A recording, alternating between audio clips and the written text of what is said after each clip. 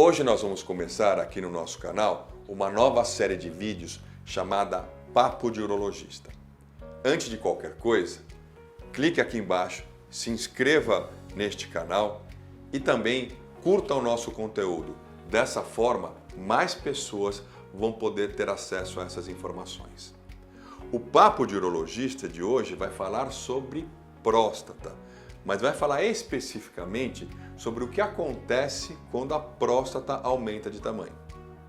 A próstata, ela é um órgão que fica abaixo da bexiga e cuja função é produzir uma parte do sêmen, do esperma. Quando você tem um aumento da próstata, você tem uma obstrução do canal urinário que passa no meio da próstata. E com isso você vai ter dificuldade para urinar, jato urinário mais fraco, muitas vezes ir ao banheiro com frequência e ter aquela vontade de urinar e ter que parar o que você está fazendo para ir ao banheiro também. Então a próstata pode causar uma série de sintomas urinários, nem sempre todos esses estão presentes, às vezes um ou dois, às vezes o paciente tem mais um mais importante, um menos importante, tudo isso pode acontecer. O fato é que quando a próstata aumenta, eu preciso pensar no tratamento do paciente. Então o paciente chega no meu consultório, eu faço uma avaliação inicial desse paciente, eventualmente fazemos aquele exame que ninguém gosta de fazer, mas é super importante, que é o toque retal, e depois nós pedimos uma ultrassonografia e o exame do PSA. A ultrassonografia vai nos mostrar o tamanho da próstata e pode nos mostrar algumas coisas interessantes também, como por exemplo se a próstata está entrando um pouco para a bexiga e consequentemente obstruindo um pouquinho mais o canal. O PSA é um exame de sangue que nós vamos comentar depois em um outro vídeo, que é para eu fazer o diagnóstico de câncer de próstata. Mas como aqui o nosso assunto é aumento da próstata, nós vamos deixar de lado um pouquinho para falar do PSA. Quando essa próstata aumentou e o paciente tem esses sintomas que eu falei, o primeiro tratamento é sempre com medicamentos.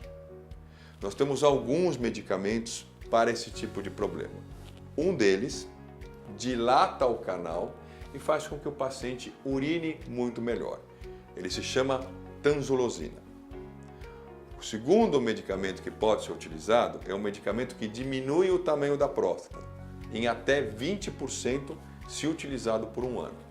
Nós temos dois medicamentos para esse fim.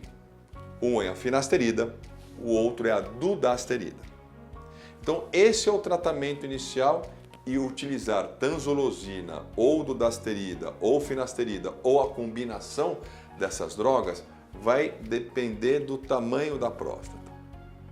Se a próstata tem menos de 40 gramas, em geral nós deixamos apenas a tanzolosina. Se ela tem mais do que 40 ou 50 gramas, nós começamos a associar com dudasterida ou com finasterida. Se o paciente refere melhora após essas medicações e nós observamos num ultrassom de controle após 6 meses, 1 ano, que essa próstata reduziu de tamanho, talvez esse seja o tratamento por um longo período para o paciente. Lembrando que, em algumas situações, se o tratamento é muito longo, o paciente melhora com a medicação, mas se eu tirar a medicação ele volta a ter sintomas, talvez para esse paciente eu precise ir para o próximo passo do tratamento do aumento prostático, que é a cirurgia. A cirurgia é realizada há muitos anos e a cirurgia mais clássica e mais tradicional para o aumento prostático é a ressecção endoscópica de próstata, ou RTU de próstata, em que eu utilizo um aparelho que faz uma raspagem do tecido prostático, retira o tecido prostático e com isso o canal aumenta o seu calibre e o paciente consegue urinar melhor. Nos últimos anos surgiram novas técnicas para fazer essa desobstrução, essa retirada do tecido que fica obstruindo o canal urinário. Nós temos vários tipos de laser para isso.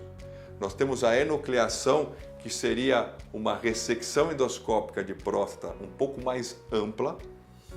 E nós temos mais recentemente algumas técnicas que nós chamamos de minimamente invasivas. São técnicas que não são cirurgias como nós estamos habituados, com aquela anestesia, que o paciente tem que ficar internado, que depois muitas vezes fica com sonda por 1 ou 2 dias, depois que eu desobstruo com a ressecção endoscópica da próstata ou com o laser. São técnicas que podem ser feitas quase que ambulatorialmente. O paciente vai ao hospital ou vai ao serviço para o tratamento e aí o paciente tem a alta no mesmo dia. A principal delas chama-se rezo, que é o vapor d'água injetados dentro da próstata. Esse vapor d'água em alta temperatura, 90 graus, ele vai provocar uma destruição da próstata e com isso a desobstrução. Então nós temos 3 tratamentos, são 3 etapas de tratamento. O primeiro, medicamentoso.